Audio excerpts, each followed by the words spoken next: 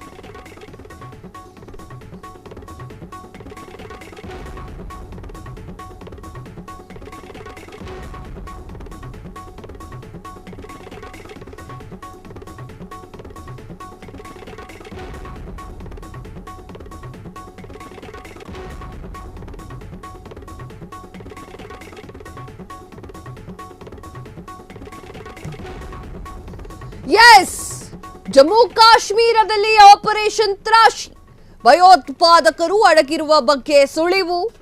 ಛತ್ರಾ ಪ್ರದೇಶದಲ್ಲಿ ಕಾರ್ಯಾಚರಣೆ. ಸಿಂಗ್ಪುರ ಪ್ರದೇಶದಲ್ಲಿ ಹೆಚ್ಚುವರಿ ಸೈನಿಕರ ನಿಯೋಜನೆ. ಜಮ್ಮು ಕಾಶ್ಮೀರದ ಪೊಲೀಸ್ ಸಿಆರ್ಪಿಎಫ್ ಜಂಟಿ ಆಪರೇಷನ್ ಮಾಡಿದೆ.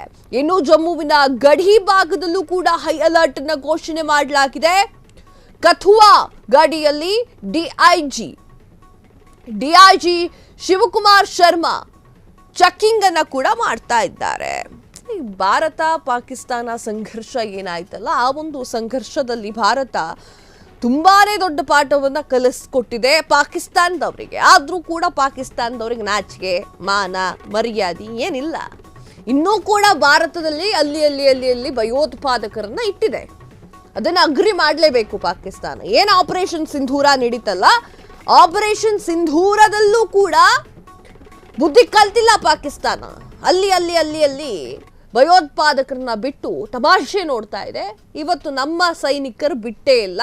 ಎಲ್ಲೆಲ್ಲಿ ಭಯೋತ್ಪಾದಕರು ತ್ರಾಶಿಯಲ್ಲಿ ಎಲ್ಲೆಲ್ಲಿ ಇದ್ದಾರೋ ಆ ಒಂದು ಭಯೋತ್ಪಾದಕರನ್ನ ಹುಡುಕಿ ಮುಗಿಸಿದ್ದಾರೆ. ಜಮ್ಮು ಕಾಶ್ಮೀರದಲ್ಲಿ ಆಪರೇಷನ್ ತ್ರಾಶಿ ಎನ್ನುವಂಥದ್ದು ನಡೆದಿದೆ. ಭಯೋತ್ಪಾದಕರನ್ನ ಎಲ್ಲ ಅಡಕೊಂಡಿದ್ದಾರೋ ಅಲ್ಲಿಗೆ ಹೋಗಿ ಅವರ ಕಥೆಯನ್ನು ಮುಗಿಸಲಾಗಿದೆ. ಛತ್ರಾ ಪ್ರದೇಶದ ಆ ಒಂದು ಗಡಿಯಲ್ಲಿ ಕಾರ್ಯಾಚರಣೆಯನ್ನ ಕೂಡ ಮಾಡಲಾಗಿತ್ತು.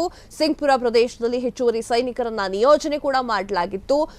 ಏನು ಹೇಳಬೇಕು ಅಂತಂದ್ರೆ, ಆಪರೇಷನ್ ಸಿಂಧೂರ ಅಷ್ಟಕ್ಕೆ ಮುಗಿದಿಲ್ಲ. ಈಗ ಭಯೋತ್ಪಾದಕರಿಗೆ ಆಪರೇಷನ್ ಸಿಂಧೂರ ಅಂದ್ರೆ ಏನು ಅನ್ನೋದ್ರ ಬಗ್ಗೆ ಭಾರತ ನಿಜವಾಗ್ಲೂ ಕೂಡ ಹೇಳ್ಕೊಡ್ತಾ ಇದೆ. ಜಮ್ಮು ಕಾಶ್ಮೀರದ ಪೊಲೀಸರು ಸಿಆರ್ಪಿಎಫ್ ಜಂಟಿ ಆಪರೇಷನ್ ಅನ್ನ ಮಾಡಿದೆ. ಇನ್ನು ಜಮ್ಮುವಿನ ಗಡಿ ಭಾಗದಲ್ಲೂ ಕೂಡ ಹೈ ಅಲರ್ಟ್ ಅನ್ನ ಘೋಷಣೆ ಮಾಡಲಾಗಿದೆ. ಕಥುವಾ ಗಡಿಯಲ್ಲಿ ಡಿಐಜಿ ಶಿವಕುಮಾರ್ ಶರ್ಮಾ ಅವರು ಚೆಕಿಂಗ್ ಅನ್ನ ಮಾಡ್ತಾರೆ. ಎಲ್ಲೂ ಕೂಡ ಯಾವುದೇ ಒಂದು ಹುಳವೂ ಕೂಡ ಭಾರತದೊಳಗಡೆ ನುಗ್ಗಬಾರ್ದು, ಭಯೋತ್ಪಾದಕರು ಎಲ್ಲೂ ಕೂಡ ಬಿಡಬಾರ್ದು ಎನ್ನುವಂಥದ್ದು. ಕ್ಷಣದ ಸುದ್ದಿಗಳಿಗಾಗಿ ಫ್ರೀಡಂ ಟಿವಿ ಸಬ್ಸ್ಕ್ರೈಬ್ ಮಾಡಿ, ಲೈಕ್ ಮಾಡಿ ಹಾಗೂ ಫಾಲೋ ಮಾಡಿ. ಹೊಸ ಸುದ್ದಿಗಳ ನೋಟಿಫಿಕೇಶನ್ಗಾಗಿ ಬೆಲ್ ಐಕಾನ್ ಮೇಲೆ ಕ್ಲಿಕ್ ಮಾಡಿ.